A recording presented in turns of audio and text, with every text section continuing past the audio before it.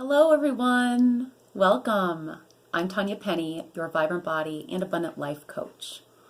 And in this video, we're going to be diving into Vibrant Body and Abundant Life Blueprint Key number 9, living your passions and purpose. Yay! Perfect for the new year. So in the video, we're going to be covering number 1, what are your passions and purpose? Number 2, why it's important to fully live them. Number 3, what keeps us from living our passions and purpose. And number 4, some tips and tools to get started. So when I'm talking about your passions, some people call them hobbies. Yeah, that's a common word, I guess, hobbies. I like the word passions. So things that light you up, things that you love to do. Yeah, those things that you just really enjoy, that bring you a lot of joy and fulfillment. And when I'm talking about your purpose, so some people think it's related to your career or job, and it definitely can be, but really it's who you are, like the things that make you you. And you just bring them to every area of your life. And yes, some of us definitely do it as our business, like me. One of my passions and my purpose, now both can be connected, of course. My purpose and one of my passions is definitely to teach other people how to heal, so self-healing, and also to fully live their passionate life of abundance. So definitely both for me, the passion purpose piece, and definitely part of my career. But it doesn't have to be necessarily. So next, I think it's important for me to share that I do believe our souls, when we come into this life, I believe that our soul did choose to have a certain purpose. Now that purpose could be career related again, or it could be just something like to bring love to the world, to bring joy and humor no matter where you go, to bring acceptance, to bring peace. Right? So it can be something that you do no matter who you're with or in what area of your life you're in, including your business, right? Or your purpose, your career. So our soul comes in with a certain purpose, and then there's going to be experiences that it chooses to have to fully live your purpose. So mine chose to have purpose of coach, teacher, healer, bringing a lot of self-acceptance, self-healing, self-love. Okay? And in order to fully live that, my soul also chose to have the experience of having a chronic illness, of having a lot of past trauma and abuse, so that I could walk through it and help other people then to do the same, people like you. So that's just an example. All right, next. So why is it important to fully live our passions and purpose? Well, in a nutshell, as always, it's so that we can be healthy again, so you can heal, remain healthy, so you can be happy and fulfilled in this life. Okay, so super important for all those reasons. Some of the illnesses, I always like to add some of the illnesses that are tied to each key. So when you're not fully living your passions and purpose, one of the ways this can show up in your life is depression. So a lot of people that aren't fully living, right, their passions and or their purpose can feel really depressed and really sad. Yeah. So another one is you can carry excess weight. When we're not fully living our passions and purpose, we can have a lot of anger and resentment and sadness, and that can be stored on our body and come out as excess weight. Another common one is blood-related disorders, such as diabetes and other blood-related disorders too. Not enough joy in your life, hence not living your passions and purpose. Second chakra issues, so things like and this is very much related to creative flow when you have issues, illnesses, second chakra related. Things for females like cysts, fibroids, things for males like prostate issues, problem with being able to have sex for both male and female. So in a nutshell, those are some issues. We're going to be talking more about that in this month's healing workshop. So you can sign up for that if that resonates with you. So what keeps us from fully living our passions and purpose, right? So why don't we make the time for them, or why don't we even discover what they are? Why don't we follow through, right? And there's really two big reasons for that. One of them is that it depends on what you saw and heard growing up. If one or both of your parents really didn't make time to fully live their passions and or their purpose, that can be a role, quote unquote, not a good role model for you, but something you take on then, right? If you didn't see somebody make time to do what they loved or work in a career perhaps that was fulfilling, then yeah, it can impact you. You can be carrying beliefs forward that you shouldn't, it's selfish, or you shouldn't be doing that either, or it's not even possible. A lot of us are meant to get paid to live our passions and purpose. And if you didn't see that growing up, I definitely didn't. It can be a little bit of a struggle at first, something that you need to move through.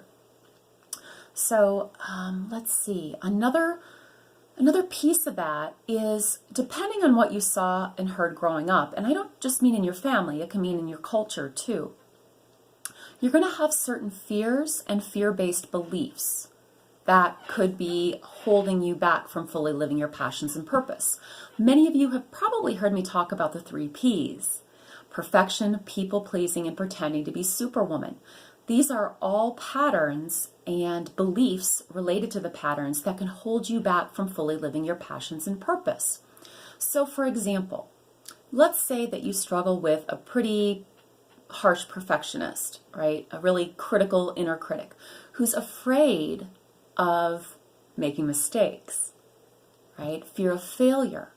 So that can really hold you back from trying things, from following your guidance, from living your passions and purpose. People pleasing. If you think somebody in your life is going to get upset with you or even leave you, withdraw love, approval, maybe at work you're going to lose your job, you might not fully live your passions and purpose, right? Because you're trying to please them. And if what you're guided to do doesn't please them, you could hold yourself back from doing it. Pretending to be superwoman. If you got superwoman or superman syndrome, that means you're busy, busy, busy, constantly doing, possibly working.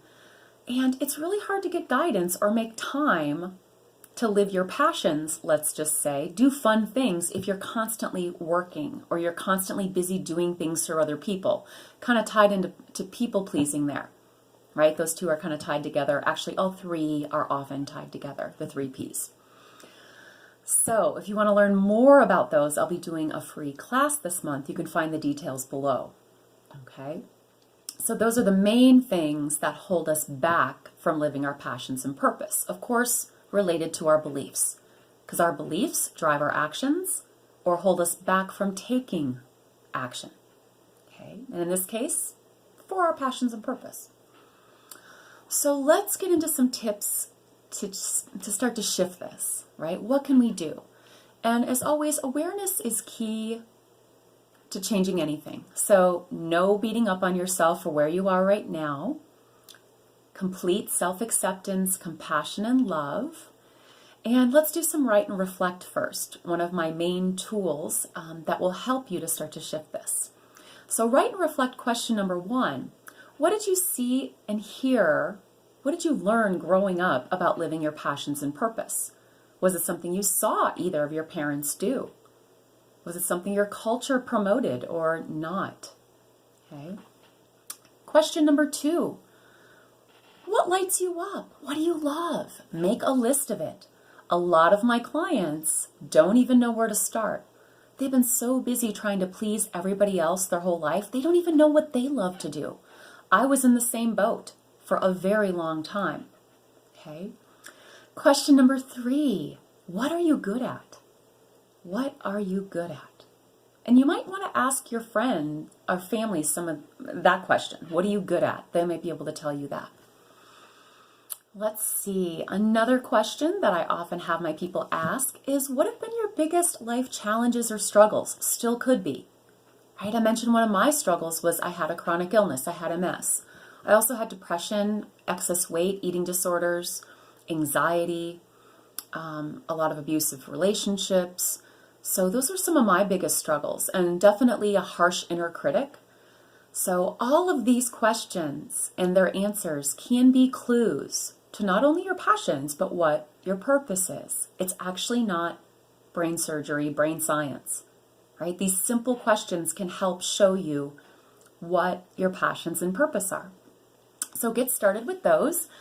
And then I also recommend that you look at what beliefs, given what you saw and heard growing up and just what you currently know about yourself, what beliefs specifically related to the 3 Ps could be holding you back? Is it fear of not good enough? Fear of failure? Making a mistake? Those are perfection related. Do you want to make sure you make everybody happy? You don't upset anybody. You don't cause conflict. That would fall into people pleasing. Are you busy, busy, busy? Too busy to make time for your passions or even to discover what your purpose might be, right? That might be your superwoman syndrome, constantly doing, maybe you've been trying to fix other people's shit, make other people happy. That can be a combo of superwoman and people pleasing. Okay, so again, compassion and curiosity can't change anything you're not aware of.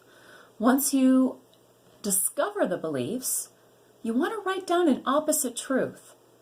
And then you want to continue to focus and write down that opposite truth every day. So if your belief is, I'm afraid to make mistakes or I'm afraid to fail, an opposite can be, there is no failure. There really are no mistakes, just lessons and opportunities to grow. I'm not good enough. I'm always good enough to do what I'm guided to do today, right? It's selfish to make time for my passions and purpose. Opposite truth is, it's necessary for your health and happiness. So those are some to get started with, some examples. And then, of course, I recommend to use the guided therapeutic meditation practice 2 to 3 times a day, definitely at bedtime as you fall asleep, to help you reprogram those thoughts and beliefs and plant seeds for what you desire in terms of your passions and purpose. So those are some things for you to get started with. And again, if you would like more support, you can find all the ways below this video. And there's some free stuff this month, and there's also some programs that you can work with me on a deeper level.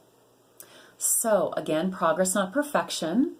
Okay, baby steps, small, just little actions every day towards living your passions and purpose.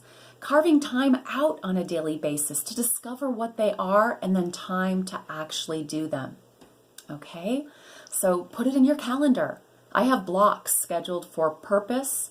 Well, my business is my purpose for me, and but I also have time scheduled for play and passions daily and weekly. So I recommend you do that too.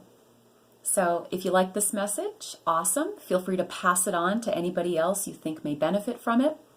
And I look forward to supporting you to more fully live your passions, purpose, and to heal and live the abundant life of your dreams in 2018 and beyond. Happy New Year!